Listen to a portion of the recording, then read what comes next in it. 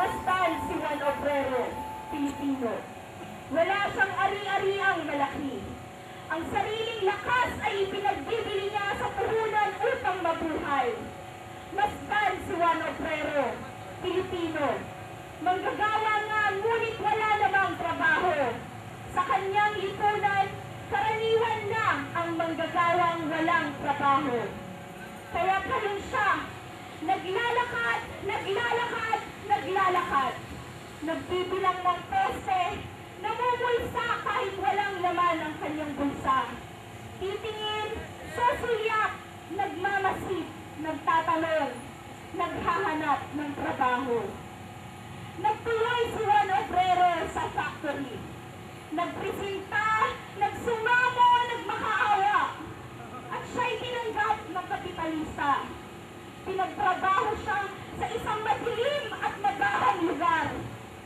Wala siyang coffee break, wala siyang noon break, wala kasing kantina, wala rin ilaw, walang bintana, walang ventilador, wala rin minimum wage.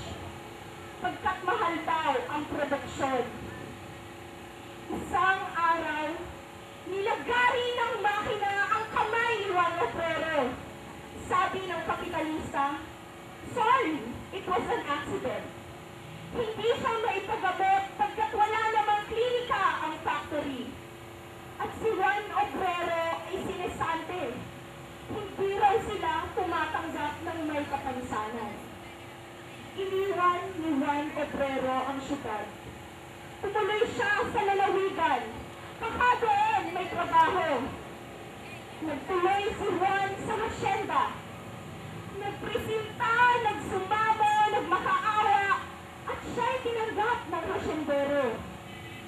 Pinagsaka si Juan Obrero sa isang maliit na lupang bahagi ng hasyenda. Nagpawis, nagpagod, nagbanat ng buto. Pagkaali, kinuha ng hasyendero kay Juan Obrero ang utang nito. Sa pinhi, sa kalabaw, sa araro, sa makina, sa patubig, sa tindahan ng hasyendero at ang abuloy nito para sa kaarawan ng anak ng hasyendero. Walang natirang palay para kay Juan Obrero. Umutang na lang daw siya ulit. Kaya humingi si Juan Obrero ng land reform.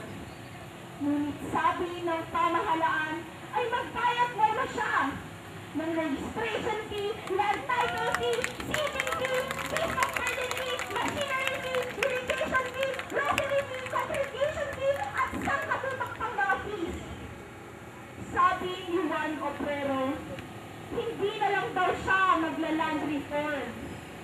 At sabi ng technocrat na pamahalaan, see, the masses are resistant to change.